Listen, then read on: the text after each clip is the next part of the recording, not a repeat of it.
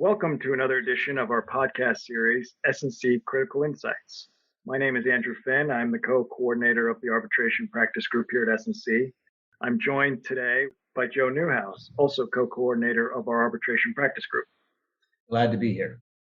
In today's episode, we are going to be discussing an issue with important practical implications to users of international arbitration, and that is the availability of discovery ordered by U.S. courts in support of international arbitrations that are seated outside the United States.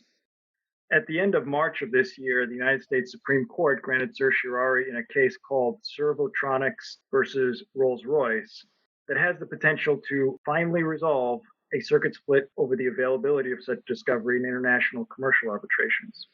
The court's decision could have broad ramifications not only for companies that themselves use arbitration, but also for companies who might be third-party witnesses in such cases. But before we get into the Servotronics case itself and some predictions for where it might go, Joe, maybe you can give us some more context on the issue. The issue is about a somewhat obscure statute, Section 1782, Title 28 of the U.S. Code. Section 1782 authorizes, but does not require, a U.S. district court to grant discovery at the request of, quote, any interested person, quote, for use in proceedings before a, quote, foreign or international tribunal. And that is the key phrase for purposes of the present circuit split. While the statute says that the court can choose to use whatever practice and procedure it thinks best for this discovery, including that of the foreign country or international tribunal, in practice, federal courts of the United States typically use the ordinary discovery provisions of the Federal Rules of Civil Procedure when they grant these requests. This opens up the entire panoply of U.S. discovery tools to arbitration parties, such as orders requiring production of email and electronic documents in response to broad document requests, oral depositions, and so on. So now we come to the conflict. The lower courts have split on whether this statute even applies to commercial arbitrations. The question is whether the statute's reference to foreign or international tribunal includes international commercial arbitration tribunals. For many years, the answer to that question seemed to be a resounding no. The only two appellate courts to have considered the issue, the United States Courts of Appeals for the Second and Fifth Circuits, both decided in 1999 that the statutes did not apply to private international arbitrations. So, Joe, what changed? Well, in 2004, the Supreme Court, in a case called Intel v. Advanced Micro Devices, seemed to suggest that the statute's reach might be broader. That was the last time the court addressed Section 1782. That case did not deal with an arbitration at all, but whether the European Commission Director General for Competition was a, quote, foreign or international tribunal when it considered a complaint. The Supreme Court in Intel said, yes, it was. But Justice Ginsburg's majority opinion cited with approval, though in dicta, a law review article that suggested that, quote, tribunal in Section 1782 included arbitral tribunals. Now, that article was written by the late Professor Hans Smit, one of the towering figures of American international law, my old civil procedure teacher, and the primary drafter of Section 1782 when it was amended to its present form in 1964. Interestingly enough, Justice Ginsburg, then a recent law school graduate, actually served as a research associate under Professor Smit on the project that resulted in the 1964 amendment to Section 1782. Justice Ginsburg's citation to Professor Smit's article, while dicta, was read by some to signal that perhaps the Second and Fifth Circuit approach was not the one that the High Court would take. Still, for another 15 years, no appellate court took up the invitation to extend Section 1782 to private arbitrations. That changed in September 2019, when the Sixth Circuit decided a case called Abdul Latif Jameel Transportation v. FedEx. That case found that a private commercial arbitral tribunal was, in fact, a foreign or international tribunal for purposes of Section 1782. The court noted the dicta in Intel. And to cut a long story short, that circuit split has widened, with the Second and Fifth reaffirming their position that private arbitrations are not covered, joined now by the Seventh Circuit. The Seventh Circuit decision is the one on review in the Servotronics case. Meanwhile, standing on the other side are the Sixth Circuit, joined by the Fourth in the spring of 2020, and possibly the 11th, which decided the issue but then vacated that opinion for unrelated reasons. Interestingly, the Fourth Circuit decision involved the very same arbitration, the Servotronics case, as to which the Seventh Circuit reached the opposite conclusion. You can't have a square conflict in that. No, you can't. I don't think I've ever seen that before. So, Andrew, maybe you can talk a bit about the practical implications of this issue. Sure. If the Supreme Court sides with the Sixth and Fourth Circuits and allows Section 1782 to be used to support commercial arbitrations, companies with operations in the United States will without a doubt be faced with more of these discovery requests, even if they opt for international arbitration seated abroad. Some would argue that one of the reasons that international arbitration is attractive to commercial parties is that discovery is more limited, and hopefully the process less expensive and time-consuming as a result. And some practitioners have argued that there may be a fairness issue, where one side happens to have relevant information subject to the jurisdiction of U.S. courts and thus is subject to a Section 1782 application, while the opposing party may not.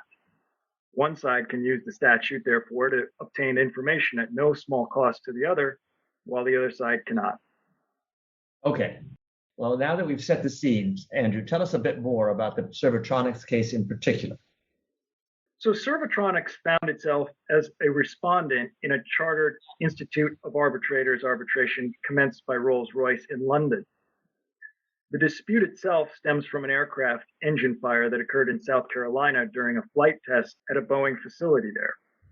Boeing sued Rolls-Royce, who manufactured the engine, and the insurers settled for about $12 million. Rolls-Royce turned around and brought the arbitration against Servotronics, who supplied a valve to Rolls-Royce used in the engine, and that valve allegedly caused the fire when it failed. So far, so standard. Servotronics, however, was unable to obtain information that it considered crucial to its defense from Boeing and Rolls-Royce in the second arbitration. So it launched a number of ex parte 1782 requests, seeking documents from Boeing in the Northern District of Illinois and deposition of Boeing employee witnesses in the District of South Carolina. The District of South Carolina denied the request, and then was reversed by the Fourth Circuit, which directed the discovery to proceed. The District Court in Illinois and the Seventh Circuit took the opposite approach, holding that 1782 cannot be used in support of private arbitration. Servotronics sought cert from the Seventh Circuit decision, and the Supreme Court granted the petition in March of this year.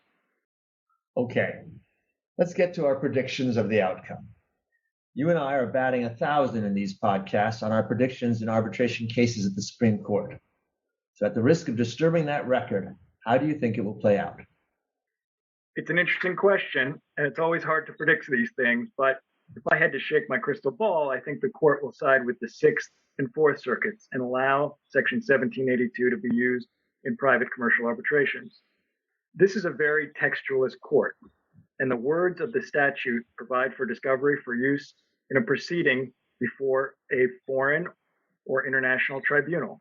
The plain meaning of foreign or international tribunal seem to encompass arbitral tribunals, and I think that may be enough for a majority of the justices.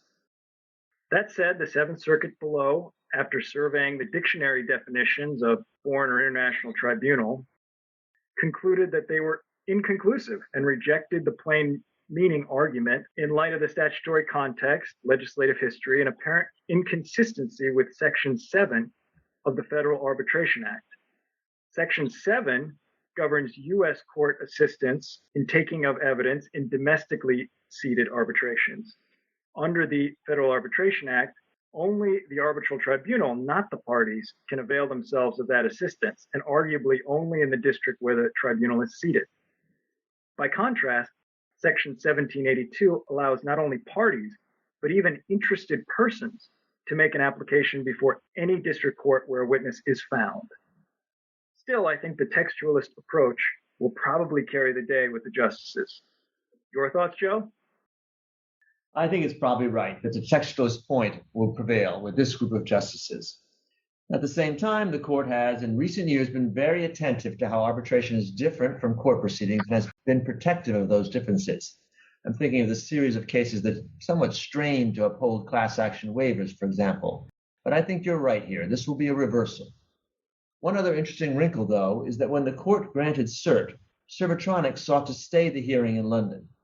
But the arbitral tribunal denied that request for adjournment, and the hearing was scheduled to take place in May of 2021. That could raise a mootness issue.